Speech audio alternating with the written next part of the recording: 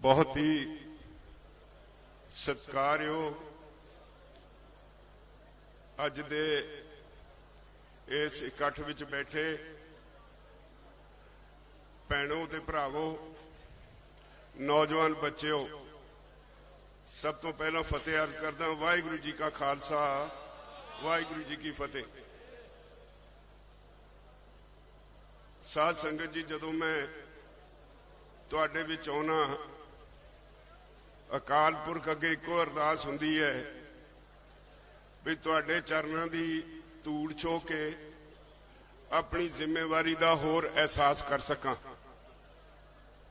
वाहिगुरू सुमत बख्शे, जो तुसीं आसां इस अंदोलन तो लाइयां ने, या साडे कोलों उहदी वकालत करन दी जिम्मेवारी साडे ते पाई है। वाहिगुरू मेहर करे, तुहाडीआं शुभ इच्छावां होण, असीं उहदे च सफल हो सकीए। इसलिए मेरे लिए तुहाडे चरणां दी छोह किसी तरह भी किसी तीर्थ स्थान तो घट नहीं।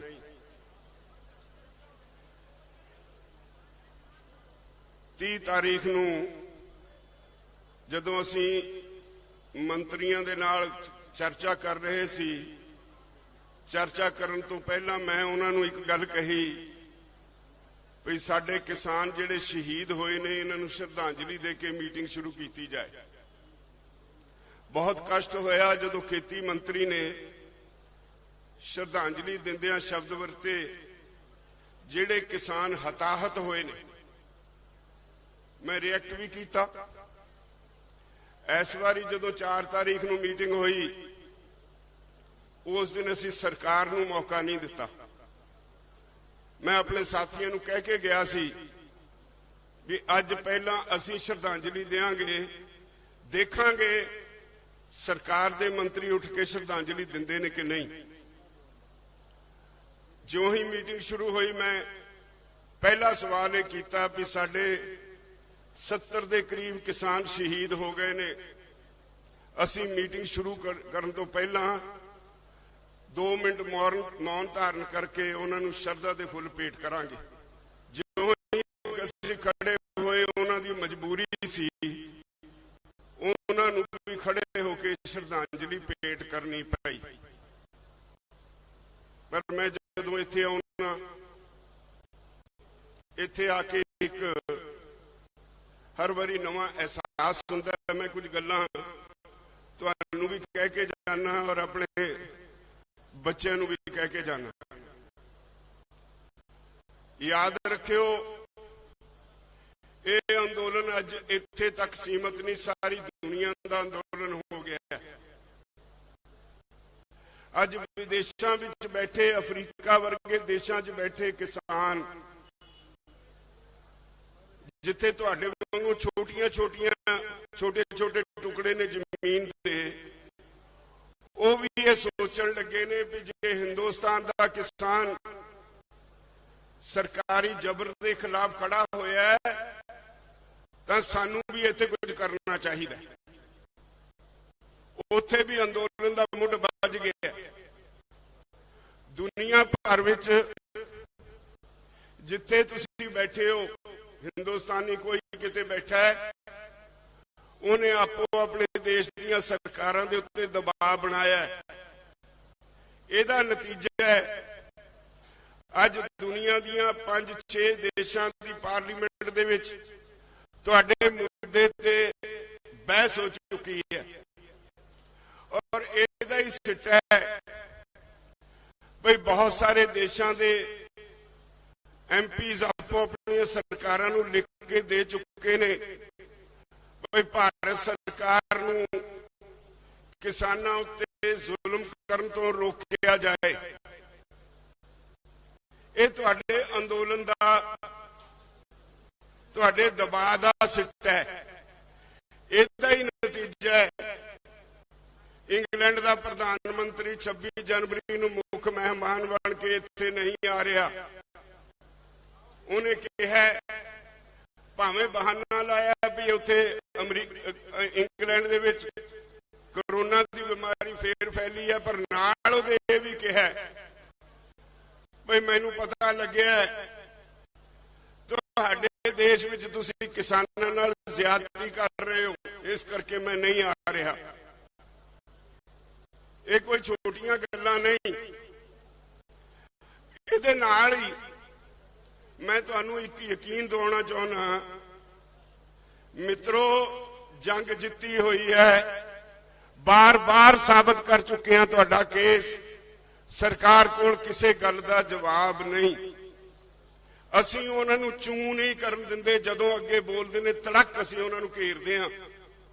सरकार झूठी पै चुकी है, पर नाल ही सानूं ये भी एहसास होना चाहिए है जदों अखीर ते पहुंचा होवे, अंदोलन सिखर ते पहुंचा होवे, जिस अंदोलन वाल सारी दुनिया दीयां निगाहां होण, जिस अंदोलन ने दुनिया लई नवा इतिहास सिरजिया होवे, एडा लंबा अंदोलन शांतमई रहा होवे, पत्ता भी ना तोड़िया होवे, उस अंदोलन विच कुदे हुए योद्धियां दा एक भी फर्ज बनदा है वो आपो अपनी जिम्मेवारी का एहसास करन।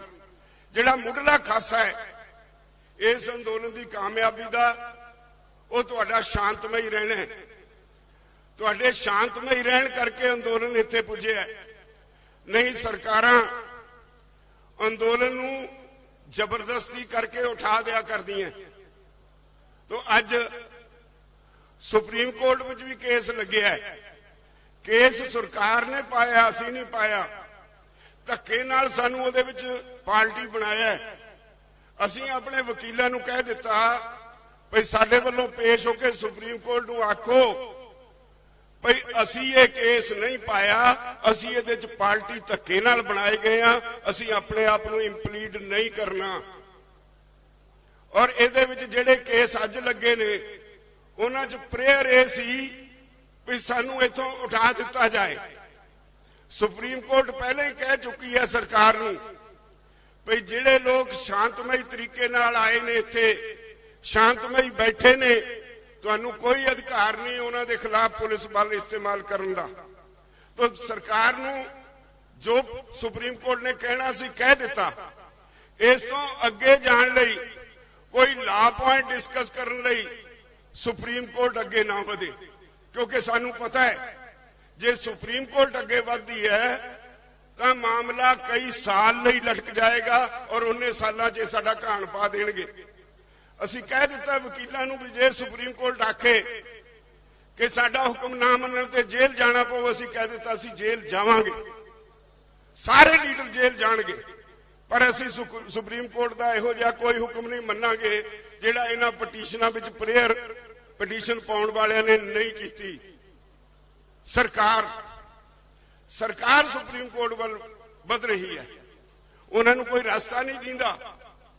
उन्हां नूं पता भी असीं कानून गलत बनाए ने, असीं सिद्ध कर चुके हैं भी ये गैर संविधानक ने, संविधान की उलंघना की गई है। बहुत सारे लोग सानूं बाहरों भी टैलीफोन करते हैं, सरकार दे बंदे बहुत इधर उधर तुरे फिरते हैं, शोशे छड्डदे पई लो जी सरकार तुहाडीआं जिन्नियां कानून विच खामियां ने सारियां दूर करने लई तैयार है, ते फिर तुसीं मन क्यों नहीं लैंदे? साडा कहना है भई गल सहे दी नहीं, गल पहे दी है। जे अज सरकार ने खेती खेतर विच इह कानून बना के दखल दिता है, खेती खेतर राज्यां दा विषय है, इहदे विच केंद्र सरकार दखल दे नहीं सकती। संविधान लिखण वाले एडे मूर्ख नहीं सन। यह फैडरल सिस्टम है इस देश में, इहनूं फैडरल सिस्टम नूं तोड़िया नहीं जा सकता।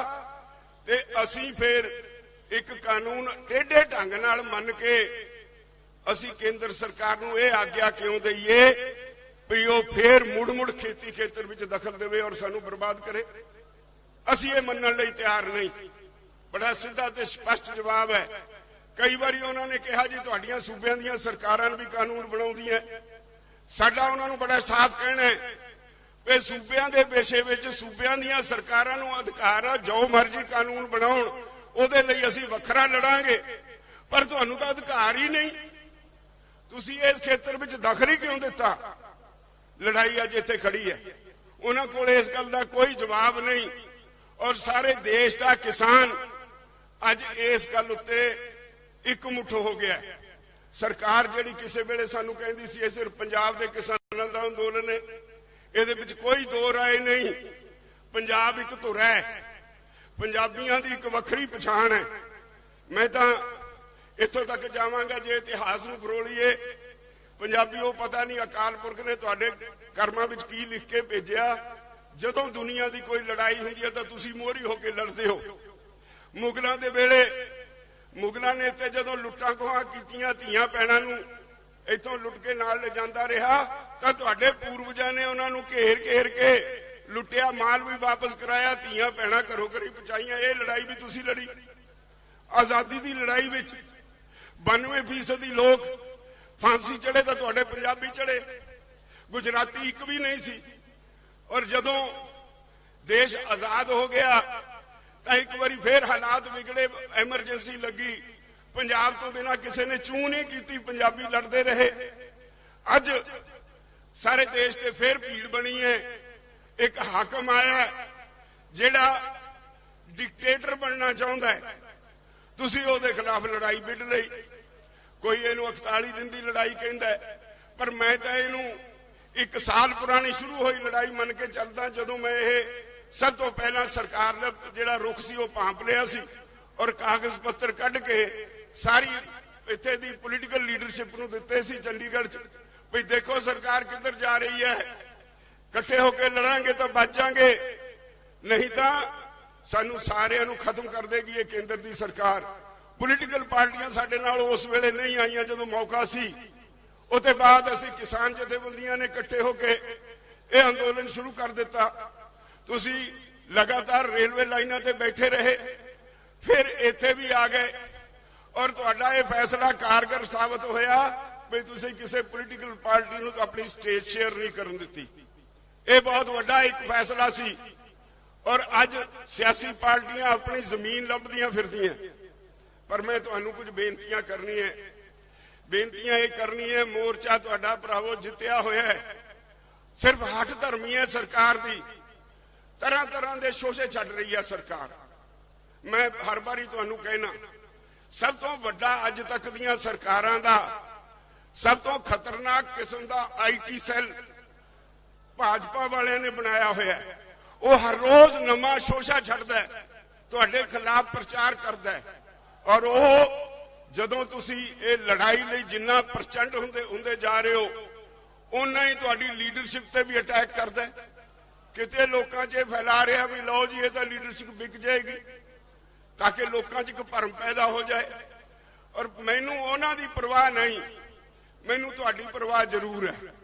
मैनूं इस गल दी परवाह है, अपने साथियों नूं भी मैं कहना, असीं इस गल दी परवाह करदे हां भाई तुसीं डिसिपलिन विच रहोगे, कोई मोदी या उहदा बाप भी सानूं हरा नहीं सकदा।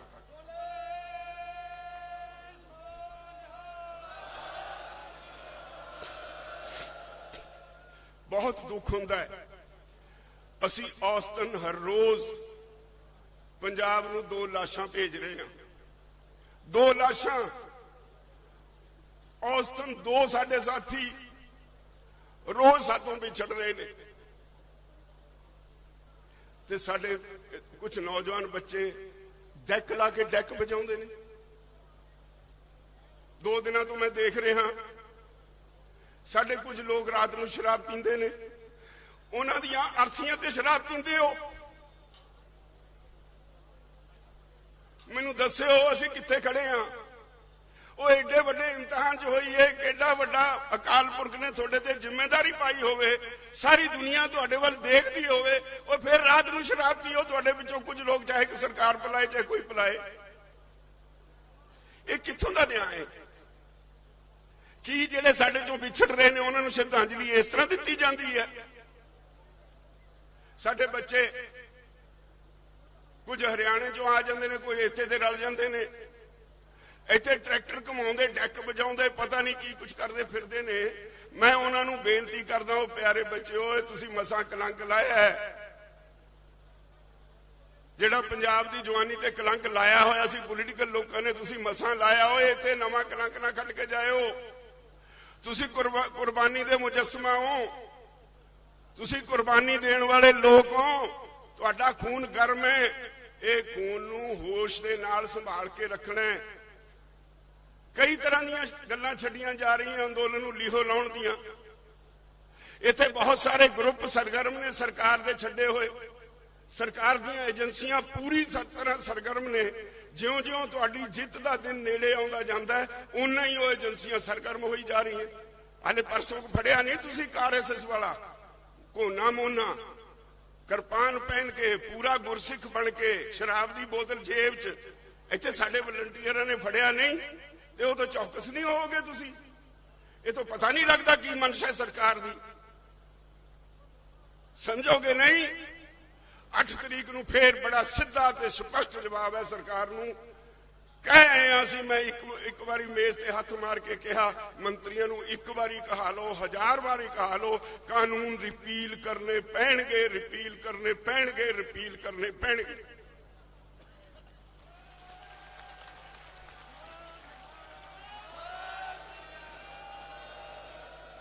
ਸਾਨੂੰ ਦੂਜੀ ਗੱਲ ਕਤਈ ਸਾਨੂੰ ਪ੍ਰਵਾਨ ਨਹੀਂ। ਸਾਨੂੰ ਪਤਾ ਹੈ ਅਸੀਂ ਜਿਹੜੇ ਦਾੜੀ ਕੇਸ ਵਾਲੇ ਆ, ਅਸੀਂ ਬਹੁਤ ਚੰਗੀ ਤਰ੍ਹਾਂ ਸਮਝਦੇ ਹਾਂ। ਸਾਡੇ ਭਰਾ ਜਿਹੜੇ ਹਰਿਆਣੇ ਵਾਲੇ ਨੇ, ਯੂਪੀ ਵਾਲੇ ਨੇ, ਉੱਤਰਾਖੰਡ ਵਾਲੇ ਨੇ, ਦੂਜੇ ਸੂਬਿਆਂ ਤੋਂ ਆਏ ਆ, ਸਾਰੇ ਚੰਗੀ ਤਰ੍ਹਾਂ ਸਮਝਦੇ ਹਾਂ ਭਈ ਸਾਡੇ ਤੇ ਇੱਕ ਜ਼ਿੰਮੇਵਾਰੀ ਹੈ।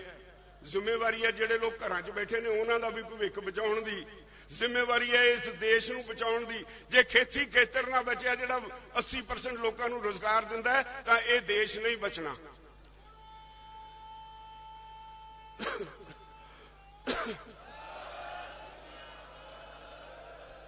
ਤੁਸੀਂ ਜਰਾ ਅੰਦਾਜ਼ਾ ਤਾਂ ਲਾਓ। ਅੰਬਾਨੀਆਂ ਨੇ ਹਾਈ ਕੋਰਟ 'ਚ ਰਿਟ ਪਾਈ ਹੈ। ਕੀ ਕਹਿੰਦੇ ਨੇ ਹੁਣ ਉਹ? ਨਹੀਂ ਜੀ ਅਸੀਂ ਖੇਤੀ ਖੇਤਰ 'ਚ ਦਖਲ ਨਹੀਂ ਦੇਣਾ।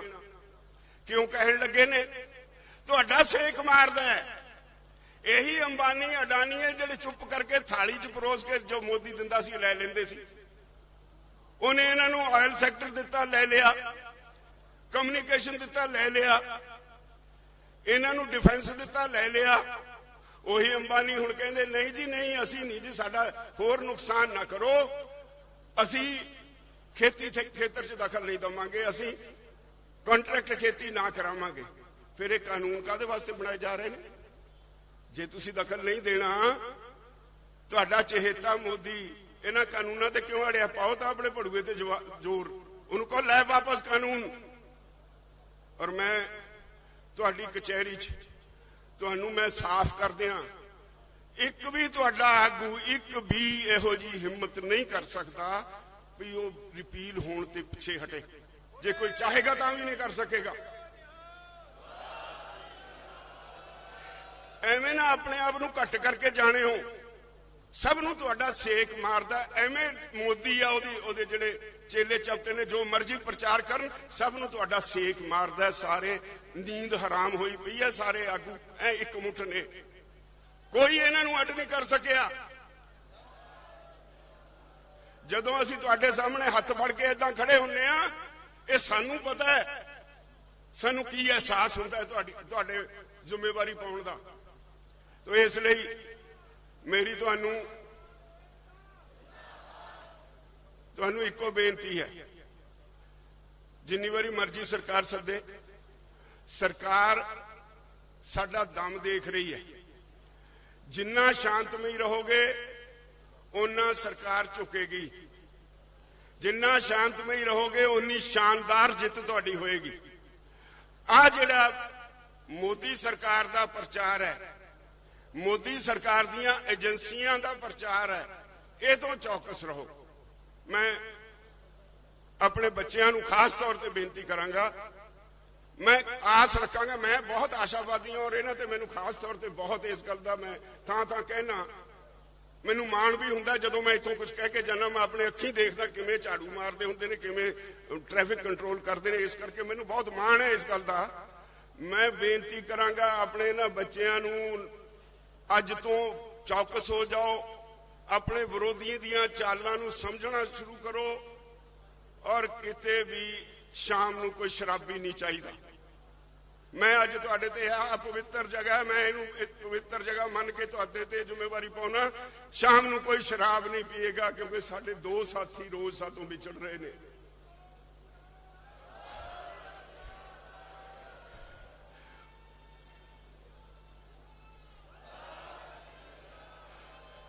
कोई भी साडे बच्चे डैक नहीं बजाउणगे, क्योंकि साडे साथी विछड़ रहे ने। एडा वड्डा कुदरती अन्याय हो रहा है साडे मोदी वालों। बारिश हो रही है, ठंड पै रही है, उसके बावजूद असीं बैठे हैं। वो एक मैनू कदे कदे याद आउंदा है, एक उर्दू दे शायर ने कहा, देखना है जोर कितना बाजुए कातिल में है। देखना है जोर कितना बाजुए कातिल में है। जे उहदियां बाहां दा जोर देखना है, और असी उन्हां गुरु साहिबान दे धीआं पुत पोतरे कपड़ोते जिन्हां ने अपना सारा सरबंस वार दिता, जिन्हां ने तत्ती तवी ते बह के कुर्बानी दे दी, तुहानूं उकसाया नहीं हिंसा करन लई, जिन्हां ने गुरु तेग बहादुर पातशाह ने हिंद दी चादर जिन्हों ये कहते ने, उन्होंने अपना सीस कटवा दिता, तुहानूं उकसाया नहीं हिंसा करन लई। उन्हां दे पैरोकारों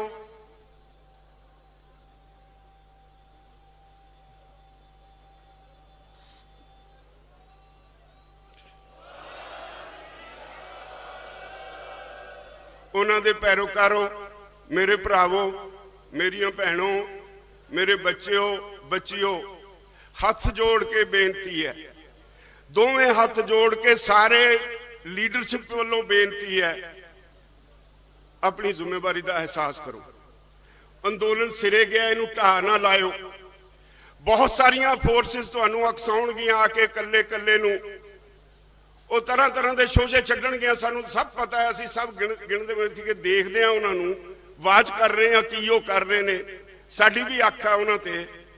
पर आपो अपने ते सारे डिसिपलिन लागू करियो। इस गल का ख्याल रखियो। मैं जिहड़ी बेनती की है, तुसीं उन्हां गुरु साहिबान की औलाद हो जिन्हां ने कुर्बानियां दित्तियां, कुर्बानी देण लई तत्पर रहो और किसी नूं परेशान ना करियो, शांतमई रहो। दुनिया की कोई ताकत तुहानूं हरा नहीं सकती, सारी दुनिया अज तुहाडे नाल है। इन्ना कहंदा तुहाडे कोलों आसां नाल मेरियां ये बेनतियां नूं प्रवान करोगे, साडे बच्चे प्रवान करनगे। मैं उम्मीद करदा तुसीं फतेह वल वधोगे। वाहिगुरू जी का खालसा, वाहिगुरू जी की फतेह।